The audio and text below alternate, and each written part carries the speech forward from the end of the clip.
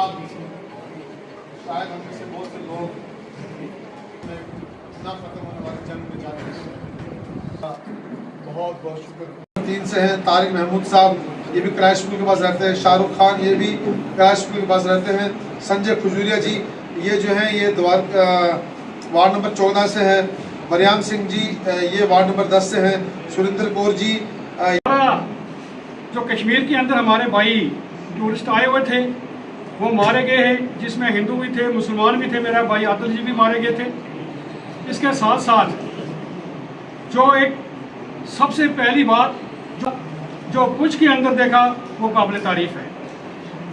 दूसरा मैं ये कहूँ, मुझे एक टाइम मौका मिला था, मौलवी गुलाम कादिर जी की सेवा का मौका मिला था मुझे।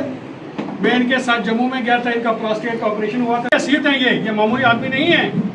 इनकी कदर जो हमें नहीं है, ये जहाँ जाते हैं इंसानियत का पैगाम देते हैं। इस अदारे से इंसानियत का पैगाम गया है। जो सैयद साहब ने कहा है कि हमारे टूट गए हैं, तिनका जोड़ के हमारे गांव के लोगों ने, शहर के लोगों ने ये घर बनाई थी। हमारे जो कीमती जानें चली गई हैं वो वापस आ नहीं सकते। जो हमारे चिराग बुझ गए हैं वो वापस आ नहीं सकते। मगर हम वाटर शेलिंग के कारण अफेक्टेड हुए, जिनके आशाने टूट के, जिनके घर के जो अफराद थे वो इस दुनिया फानी को छोड़कर चले गए, उनको कंपनसेट करने के लिए, कंपनसेट तो नहीं कर सकते, लेकिन जो सईद साहब का इनिशिएटिव है और इनकी ऑर्गेनाइजेशन, इनके अदारे का जो इनिशिएटिव है, पिछले 50 साल से एक रिकॉर्ड है कि इन्होंने जब भी पुंछ में कोई 2005 का अर्थक्वेक आया, उसके बाद जब फ्लड आया, उसके बाद भी जब भी कभी प्रॉब्लम आई, चाहे वो कोविड का दौर था, ये पीछे नहीं हटे। इनके अदारे ने हमेशा वो जो समाज के गरीब तबका था, डाउन ट्रोडन लोग थे, उनकी जो है सेवा की है और खुल के सामने आए हैं। एक बात जो आज उन्होंने कही है, मैं उससे बहुत ज़्यादा मुतासर हुआ हूँ कि सभी कम्युनिटीज़ का यहाँ पर एक ट्रस्ट बनाया जाए और सारे लोग मिलकर, जो इन्होंने कहा कि अगर हम 10,000 रुपये भी कंट्रीब्यूट करेंगे तो मैं समझता हूँ कि पुंछ में उस अल्लाह ताला के करम से 2 दिन के बाद शेलिंग जो है बंद हो गई है। कुछ ही लोग अफेक्टेड हुए हैं। ये उस मालिक का बहुत बड़ा शुक्र है और इंडिया गवर्नमेंट के भी हम बड़े शुक्रगुजार हैं कि उन्होंने इसको हार नहीं माना। कुछ लोग पाकिस्तान में नारे लगा रहे हैं कि मोदी हार गया या इंडिया गवर्नमेंट हार गई। ये हारने वाली मैं समझता हूँ ये बहुत बड़ी जीत है। मोदी जी ने हम लोगों को बचाया है। अगर ये जंग 2 आपका भरपूर ताउन करेंगे, आप इसमें पहल करें, जो भी हमारे तक होगा हम इसमें मेहनत करेंगे, कंट्रीब्यूशन जो भी होगा वो भी करेंगे। लगा इस चीज़ की बहुत बड़ी ज़रूरत है, तो मैं इनको मुबारकबाद देता हूँ। तो उस काम का बेड़ा उठाने वालों की हौसला अफजाई ज़रूरी होती है। तो इस मौके पर मौलाना सईद साहब को हम मुबारकबाद देते हैं और जो ये भी हमें जो भी कहेंगे हम इनका पूरा ताउन करने, इनका साथ देने के लिए हम तैयार हैं। हमेशा की तरह आज भी उन लोगों की मदद की जा रही है जिनको पाकिस्तानी गोलाबारी से काफ़ी नुकसान पहुंचा है। तंजीम अहले सुन्नत वल जमात जामिया साहिब पुंछ तमाम मेंबरान का शुक्रिया अदा करता हूँ और मैं ये समझता हूँ कि इससे साहब की जेर सरपरस्ती मौलाना सईद साहब जो उनके फजल अंजुमन हैं, उन्होंने ये जो कदम यहाँ पे आज उठाया, रिलीफ के तौर पर एक आगाज किया, एक मैसेज देने की कोशिश की यहाँ से पूरे हिंदुस्तान में। इसलिए मुस्लिम हैं, हालांकि हम इसमें एकदम सोग में डूबे हुए हैं, मातम में, क्योंकि हमारे 13 आदमी जो हैं वो यहाँ पे पुंछ डिस्ट्रिक्ट के शहीद हुए। हमारे 50 आदमी जो हैं वो शदीद तौर पर जख्मी हुए हैं। और जो हमारी, मैं ये बताता चलो, मेरे रकेश जी ने खुल के बात की, यहाँ पे बात की, बलबीर सिंह ने बात की, और क्योंकि ये स्टेज उन्होंने मुहैया किया है तो यहाँ पे हमें ये बात करनी जरूरी पड़ जाती है कि हम इस मौके पे हिंदुस्तान के वज़ीर आज़म, हालांकि मैं किसी पार्टी में नहीं हूँ, ना मेरी कोई पार्टी, हम सोशल ऑर्गेनाइजेशन थे, ह्यूमन राइट्स ऑर्गेनाइजेशन का रुकन हूँ। इस मौके पे 2-3 दिन जंग चली आई, मैं हिंदुस्तान के वज़ीर आज़म को भी मुबारकबाद दूंगा, हिंदुस्तान के डिफेंस के जिन्होंने 3 दिन के अंदर अंदर ये जंग खत्म की और पाकिस्तान से बात करके आप कोई कह रहा है ये सीज फायर नहीं होना चाहिए था, ये क्यों हुआ? भाई घर हमारे लुटे, हम बर्बाद हुए। वो क्या किसी ने कहा ना कि आग अपना पराया नहीं देखती। घर पुलिस की पहले ही कमर टूटी हुई है, एडमिनिस्ट्रेशन की कमर टूटी हुई है, फिर VVIPs की मूवमेंट है, इनको प्रोटोकॉल भी देना है, एक और मसला ये यहाँ पर बन गया है। और लोग ये कहते हैं जी कि प्राइम मिनिस्टर वज़ीर आज़म हिंद जनाब नरेंद्र मोदी साहब ने 2014 में नरेंद्र मोदी पुंछ आते हैं तो मुझे टेलीफोन आता है कि आप प्रदीप खन्ना बोल रहे हैं। मैं कहा जी हाँ, मैं तरुण चुग बोल रहा हूँ, मेरा नाम तरुण चुग है और मैं बीजेपी का लीडर हूँ। ये बताइए कि पुंछ का क्या हिसाब किताब है, इसकी थोड़ी तारीख और जोग्राफी के बारे में बताइए। 39 को आज़ाद हुआ और हमें आज़ादी 22 नवंबर 1948 को मिली और ब्रिगेडियर प्रीतम सिंह ने 14 महीने के मुहासरे के बाद हमें आज़ाद करवाया और हमें बात हो गई। अब जब मोदी साहब आते हैं तो सबसे पहले वो नाखुवाली सुनने के बाद ब्रिगेडियर प्रीतम सिंह के मुजस्मे पर उन्होंने फूल माला चढ़ाई और फिर वो स्टेडियम में पहुंचे और पहला सेंटेंस उनका यही था कि मैं अभी अभी जब पुंछ आया हूँ तो ब्रिगेडियर प्रीतम सिंह के मुजस्मे पर मैंने माल्यार्पण किया है। क्योंकि अगर ब्रिगेडियर प्रीतम सिंह, अगर नरेंद्र मोदी साहब ने नाम नहीं लिया कौम के नाम खिताब में पुंछ का, तो मैं समझता हूँ यहाँ की जो बीजेपी की हमारी जो क़यादत है ये उनकी गलती है, नरेंद्र मोदी साहब की ये गलती नहीं है।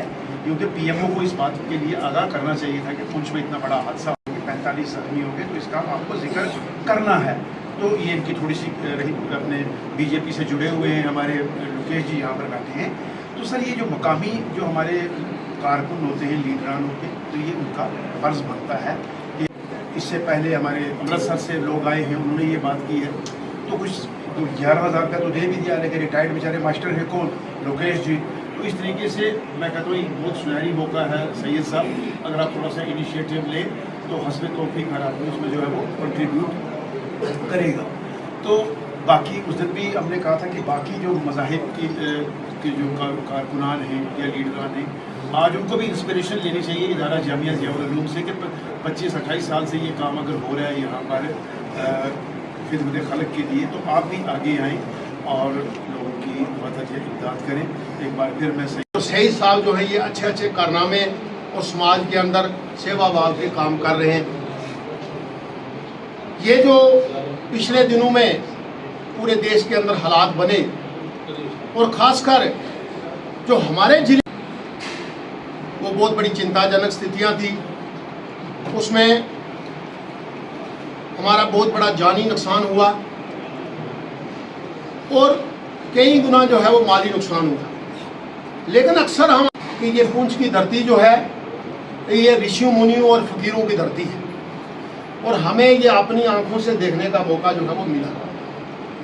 क्योंकि जो 7 तारीख को फिर रात को जो गोलाबारी हुई, सुबह लगभग 12 बजे थोड़ी सी रुक भी गई, लेकिन दूसरी रात की जो गोलाबारी हुई, कहीं ना कहीं हम अपनी जान को बचाते हुए किसी न किसी शेल्टर में थे। मैं महसूस करता हूं कि जो व्यक्ति भी वो अपने मन के अंदर यही सोच रहा था कि शायद हो सकता है मेरे सिवा पूरी दुनिया जो है वो सुबह खत्म हो गई होगी, और ऐसे ख्यालात पैदा हो रहे थे कि सुबह ये डेड बॉडी उठाने वाला कोई मिलेगा या नहीं मिलेगा। लेकिन ये लोगों की, हमारे ऋषियों मुनियों की, हमारे साधु संतों की, उनकी दुआओं, उनके वरदान के कारण जो है बहुत बड़ा नुकसान हुआ। लेकिन जिस प्रकार की शेलिंग हुई अगर उसको मद्देनज़र रखा जाए तो बहुत बड़ा इस अदारे की, शहीद साहब की, तो हमारे जितने भी साथियों ने जहां अपने ख्यालात रखे, ये इस अदारे की ये एक रवायत बन गई है कि खाली पुंछ के अंदर नहीं भी अगर कोई ऐसी परिस्थितियां बनती हैं तो सबसे पहले अगर कोई हाथ मदद का आगे बढ़ता है तो वो इस अदारे का हाथ होता है। इसी के साथ मेरे भाई शहीद साहब ने एक तजवीज़ हमारे सामने रखी कि एक ऐसी NGO जो है उसका निर्माण करना चाहिए ताकि हमें किसी जम्मू से आने वाले की, किसी बाहर से आने वाले के हाथों की तरफ ना देखना हो, हम अपनी मदद जो है वो खुद कर सकें। मैं अपने भाई साहब से गुजारिश, लोग आपकी जानकारी में हैं, धीरज रैना जी हैं, आप मुझे जहाँ जहमत देंगे मैं आऊँगा। ऐसे कुछ सिलेक्टेड जो है 20-50 लोगों की एक अलग से मीटिंग बुलवाएं। उस मीटिंग के अंदर हम जहाँ तक हमारी जो हमारी कीमती जानें चली गई, जिनके मकान जो है वो टूट गए हैं, उन्हें ये मैसेज मिला कि आप अकेले नहीं हो, आपके साथ पूरी कौम खड़ी है, यहाँ का हिंदू, यहाँ का मुसलमान, यहाँ का सिख आपके साथ खड़ा है। एक बहुत बड़ा मैसेज होता है। आज आप देखें कि आपने लोग बैठे हुए वाटर की ने ये मैसेज दे दिया कि आप वहाँ मत घबराएं, पूरी जो कौम के लोग हैं हिंदू मुसलमान सिख आपकी पीठ पर खड़े हैं। और आप लोगों ने जो कुर्बानियाँ दी, बॉर्डर पर रहकर आपने गेट का काम किया, पड़ोसी में एक इंच टुकड़े में भी कदम रखे, ये बहुत बड़ी बात। आज आप देखिए दुनिया बदल चुकी है। आज आप देखेंगे कश्मीर में जो लोग सड़कों पर निकल आए इस मिलिटेंसी के खिलाफ, अमन शांति और भाईचारा, लोग डेवलपमेंट चाहते हैं, काम चाहते हैं, तो मेरे ख्याल है कि हमें मिलकर इस किस्म के प्रोग्राम करने चाहिए। तो सैयद साहब कह रहे थे कि नहीं जी मीडिया नहीं होना चाहिए। सैयद साहब आज मीडिया का दौर है। वो जो दिल्ली में बैठा हुआ मीडिया, हमारे इकबाल साहब के बारे में लिखता था, जब अल्लाह किसी का नाम मशहूर करना चाहे तो यही बातें आज हिंदुस्तान BBC ने कह रही है कि ये देशभक्त, और जिस इदारे में ये पढ़ा रहा था इस इदारे ने हमेशा देश का झंडा बुलंद किया, जहाँ देश की बातें हुई। तो मेरा ख्याल है कि ये वो आदमी, वो जो मीडिया वाले थे वो नंगे हो गए और उन्हें माफ़ी मांगनी पड़ी।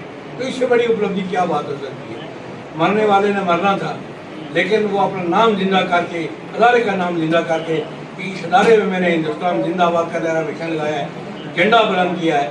हमें एकजुट होकर इसी तरह जैसे मौलाना गुलाम कादिर साहब ने ये पैगाम दिया कि देशभक्त बढ़कर हो, इस अदारे से देश के बारे में जिन बातें निकली हैं, तो सैयद साहब सारे लोग खड़े हैं इस देश के साथ। और जो ये आपका नारा था, मौलाना गुलाम कादिर साहब का नारा था, उसको हम वेलकम करते हैं। और इस नारे के साथ हम, अगर आप हमें हुक्म देंगे, हम ये झंडा लेकर हर डिस्ट्रिक्ट में घूमेंगे, जहाँ जहाँ हमें हुक्म करेंगे, यही झंडा लेकर इस बॉर्डर तक हम जाएंगे, उन्हें बता देंगे अरे ये मुसलमान है, ये देशभक्त लोग हैं, तेरी भूल है कि तू इस देश की तरफ नहीं देखेगा।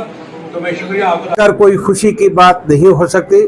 मेरा हमेशा से ये मिजाज रहा और मुझे उम्मीद है कि मैं अपने इस अहदो पैमान को और इस मुसरत और खुशी के अल्फाज को अपने साथ लेकर दुनिया से जाऊंगा कि हम हिंदुस्तान के अंदर रहने वाले, ख्वाह वो किसी मज़हब से, किसी फ़िरके, किसी तबके से ताल्लुक़ रखते हों, लेकिन हमारा आपसी भाईचारा जो है वो इससे बढ़कर कोई सरमाया नहीं हो सकता, कोई दौलत नहीं हो सकती, कोई मुबारकबाद के लिए बात नहीं हो सकती।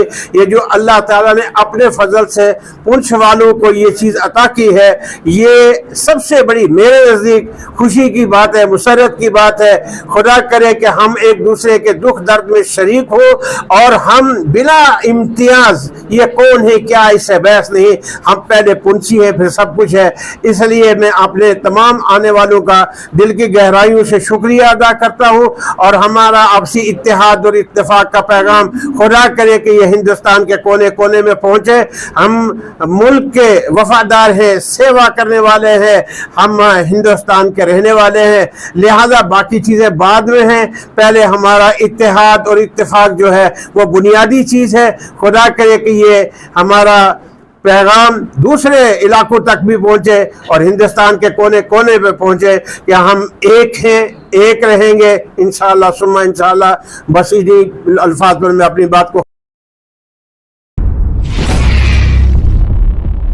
आप सब जानते हैं और ख़ास तौर से जिस तरह से हमारी मीडिया ने जो हम पर हालात आए इसको कवरेज दी, सबसे पहले तो मैं मीडिया का और आपके जो चैनल है आपका शुक्रगुज़ार हूँ। और उसके बाद आज जो यहाँ जो एक रिलीफ़ कैंप लगाया गया, इसका बुनियादी मकसद ये था कि हम उन लोगों के दुख दर्द में शरीक हो सकें, उनके साथ खड़े हो सकें जो इस दौरान या तो ज़ख्मी हुए या जिनके मकानात डैमेज हो गए। तो हुकूमत जो है वो भी अपने सतह पर आवाम की फलाह बहबूद के लिए काम कर ही रही है और वो भी कंपनसेशन दे रही है।